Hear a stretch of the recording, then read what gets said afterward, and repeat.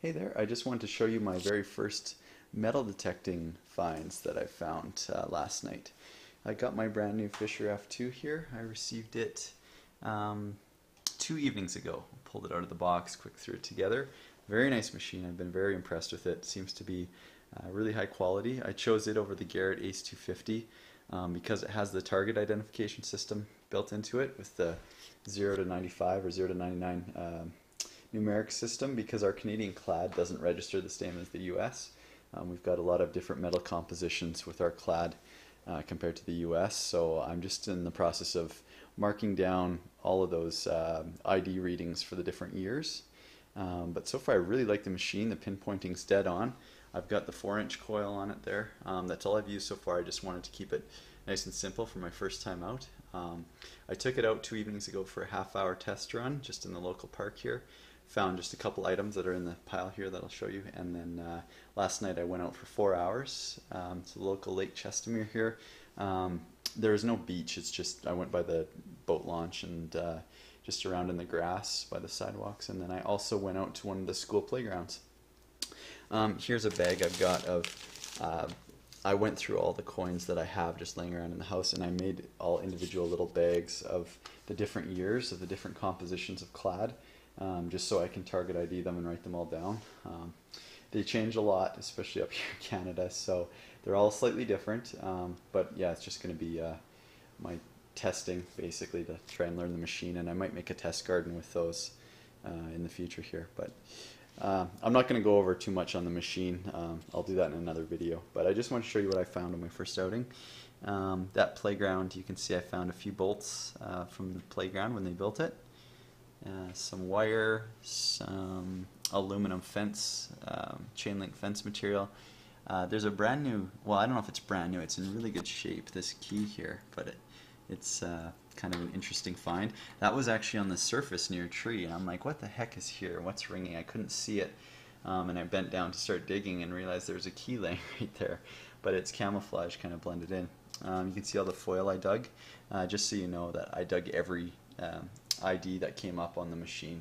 All 4 sounds I was digging, just because I want to get used to, you know, in my head finding out what is actually under the target when I dig it up, as opposed to what it's reading on the ID system. So yeah, you can see I've got some foil there, some bobby pins, a couple of caps. I left some of the foil.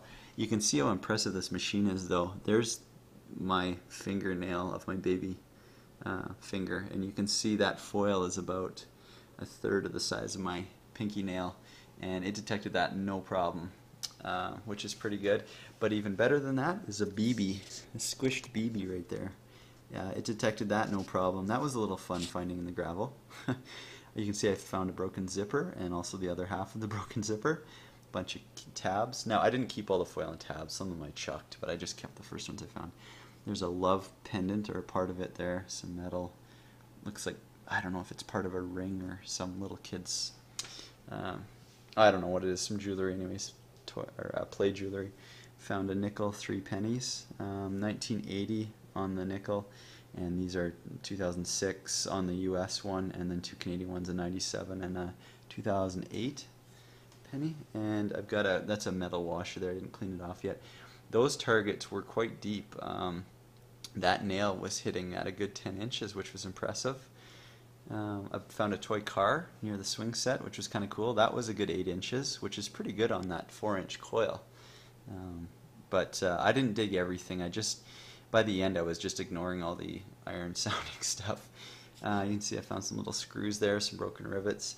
And this little gold heart was quite interesting. At first I thought it was gold, but because I was in a tot lot, I kind of figured it was fake. But I don't think it's real. It's a little hard to tell, but it's a little bit heavy.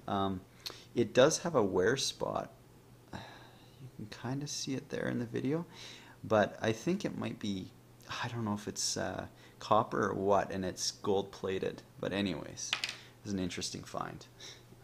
So anyways, those are my finds for the 4 hours that I was out there, as well as a bunch of other crap. I found a beer can that was like 10 inches deep, and I left a lot of stuff out there that I knew was iron. So yeah, it was a lot of fun. You can see there's my homemade scoop. I used a little bit in the park, but it will work better in the sand.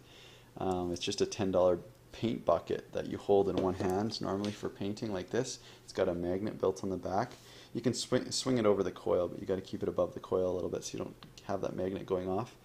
And yeah, the holes, I can just shake the stuff around and leave the object in the bucket in theory, but that'll work a little better in the sand, I think. So anyways, that's my setup. I'll go over the F2 later on another video, but I just wanted to show you my very first metal detecting finds. It was a lot of fun, and thanks for watching.